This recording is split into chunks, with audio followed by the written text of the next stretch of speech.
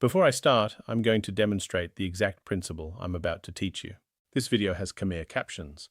They're about 92% accurate, not perfect. I could wait another week or month for perfect professional translation. Make sure every word is exactly right. Post when conditions are ideal. But I'm not waiting because this message is too important. Because every day of delay is a day people aren't preparing. Because imperfect action now saves more lives than perfect action later. So these captions are good enough. Not perfect. Good enough. And that's the principle. When something matters, you don't wait for perfect. You take the best action you can take now. I need help though. I need someone who can translate these videos to Khmer with high accuracy, because Khmer speakers need this information most. If that's you, or you know someone, contact me. Link below. Now let me explain why this couldn't wait. The global oil crisis is getting worse. This isn't speculation. This is from major financial analysts. Current oil price, $111 per barrel. Analysts at Macquarie, Mackenzie, and Citigroup are now saying there's a 40% chance oil hits $200 per barrel by June if the Iran war continues. 40%, nearly 1 in 2. Let me explain what that means for Cambodia. Cambodia imports 100% of its fuel. Every drop of gasoline, every liter of diesel, every canister of LPG imported. We have minimal reserves, maybe 20 to 30 days. We depend on Thailand and Vietnam for supply. Both countries have already restricted exports to preserve their own supply. Right now, diesel has increased 84% since February. LPG is up 60%, gasoline up 41%. The government has already cut all fuel taxes to zero, trying to soften the impact. They can't go lower than zero. If oil reaches $200 per barrel, fuel prices will roughly double again from where they are today. That means diesel at 12 to 14,000 reals per litre, gasoline at 9 to 10,000 reals, LPG at 5 to 6,000 reals. This isn't fear-mongering.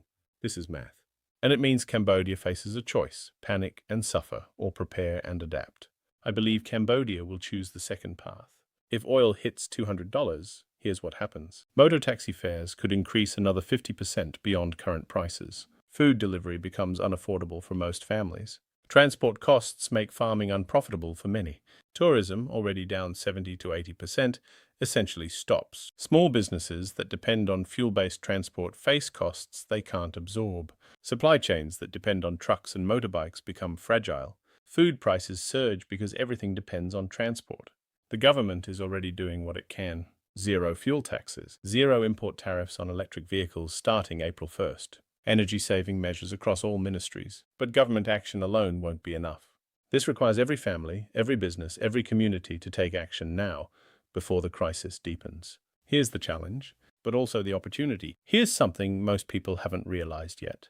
In past crises, the civil war, the floods, the pandemic, Cambodia received help from overseas, foreign aid, charities, international support. The world helped Cambodia recover. This time will be different. This crisis is global. The UK is struggling. Europe is struggling. America is struggling. Everyone is dealing with the same oil shock. There won't be massive foreign aid coming to Cambodia. Not because the world doesn't care, because the world is in crisis too. Cambodia will stand alone. And I know that sounds frightening, but I believe it's actually an opportunity. An opportunity for Cambodia to become truly self-reliant. Not dependent on foreign aid, not waiting for someone else to solve problems. Self-reliant.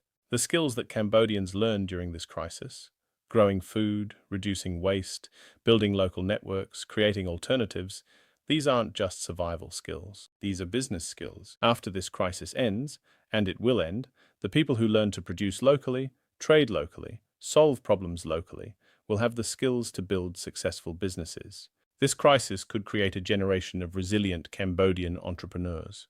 Not by accident, by necessity. Cambodia has always been resilient, but this time, that resilience won't just help Cambodia survive. It will help Cambodia thrive. So what can you do right now? Today, here are the actions that matter. For families, reduce fuel dependency immediately. Can you walk instead of taking a moto? Can you bicycle? Can you combine trips? Every litre you don't burn is money you save. Grow food at home. Even a small space, herbs, vegetables, whatever grows, reduces your exposure to food price increases. Start now. Seeds are cheap. Knowledge is free. Build community networks. Know your neighbors. Know who grows what.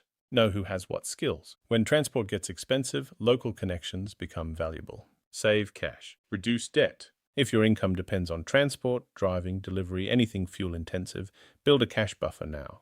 Don't take on new debt. For small businesses, ask yourself, how fuel-dependent is my business model?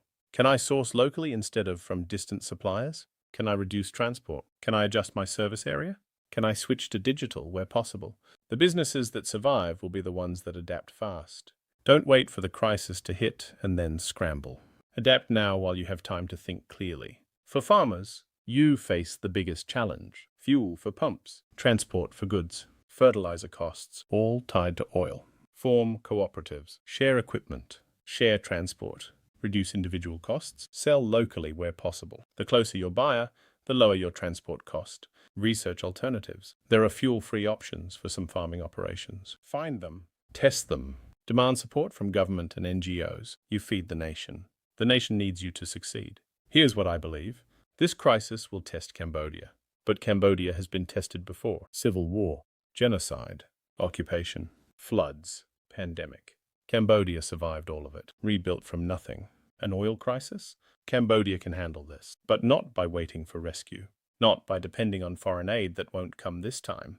By every Cambodian taking the small actions they can control. Walk instead of drive. Grow food instead of buy everything.